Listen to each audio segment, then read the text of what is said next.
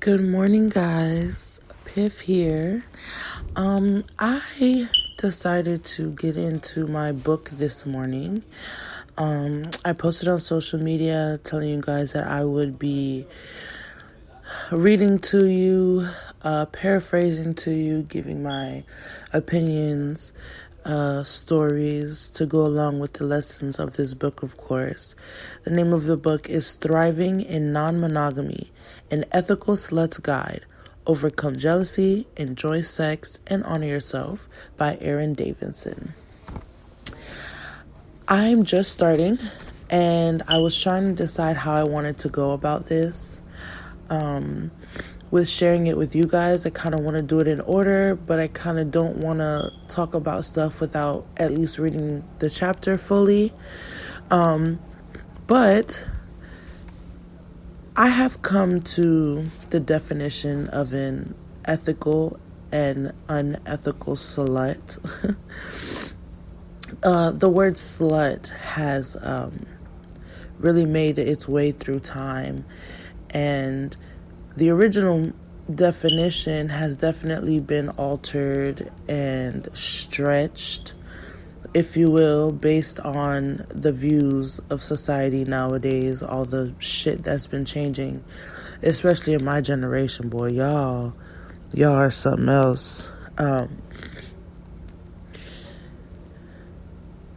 The first part of being an ethical slut is having self-awareness, knowing what you want out of a relationship, knowing what you need out of a relationship, being able to be open, honest about those wants and needs, as well as your mistakes, being able to apologize.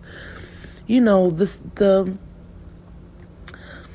word? The foundation of being a person and wanting to be in a relationship. It's not a bad thing. It's not a negative thing.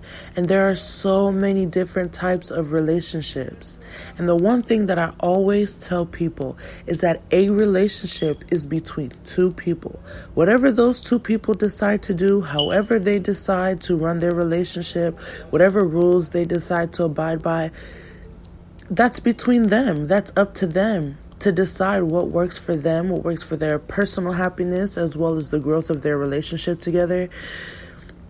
You can't just be out here being with people for an image or for a status, or for personal, I'm not going to say personal growth. I want to say, okay, let's go backwards. Let me give you the definition of the words that I'm looking for. You can't be with someone, you know how they say people down others to uplift themselves? People do that in relationships. They get with people that they either see as beneath them to make themselves feel better about themselves, or they get with people who are way out of their league and live in this victim lifestyle of, I can't find someone who's right for me or someone who actually cares about me. So the first part of being an ethical slut is knowing these things about yourself and sticking to them, standing your ground, not allowing emotions or good sex or someone in a better position to alter ultimately what it is you want out of the relationship. Self-love, self-growth, self-worth, it's all imperative. You gotta do it. Make a journal. I actually designed a couple of journals to sell on Amazon, so go check them out. But have a journal, a diary, your Bible, your ethical slut guide, your favorite love story, anything to help you put yourself together in a way for you to see it. You have to see yourself. You have to know yourself. And you have to be able to weed out people with ill intentions and be able to see past the good sex and the financial stability and the status quo.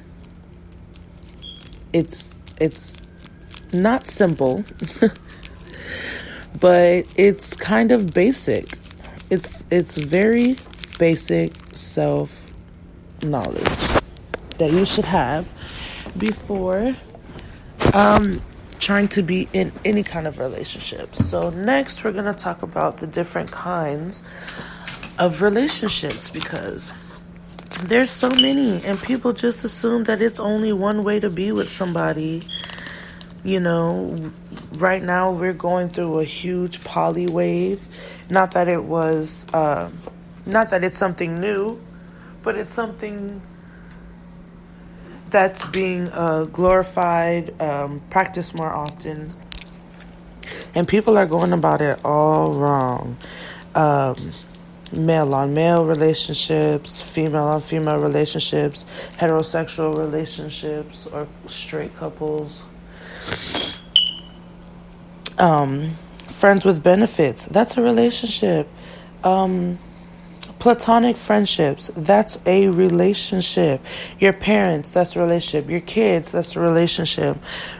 If you and the other parent of your children is no longer together, that is still a relationship. That is still something you shared. That is still something that you have to continue. You know what I'm saying? You can't just cut it off, say it's over, and walk away. And even when you do end a relationship with anyone and there's no further contact, the things that happen in that relationship still affect you for a long term.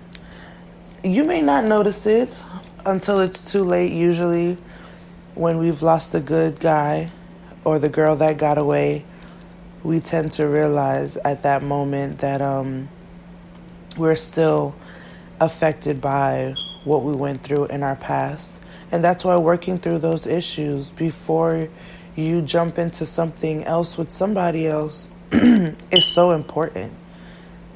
You cannot expect someone to love you if you cannot love yourself. This self journey that I'm on right now is not easy. It's brutal, man. It's brutal. Depression's my best friend right now. I can't stand people, but I thrive in attention. It's so weird. Learning the appropriate attention to give and accept. I'm also reading an aura book to learn how to read people's auras, because my biggest issue is I believe in love, and not just romantic love, friendships love, platonic love. And I'm always there for everybody because I'm trying to be the me that I needed.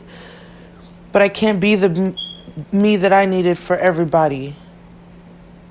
I have to be able to see what I'm walking into. I have to be able to feel your aura to know if my kind of love you deserve and are willing to give back. So yeah, that's the end of this one. I'm going to go ahead and make some more notes in my book, write some more things down, and we're going to come back with the definition.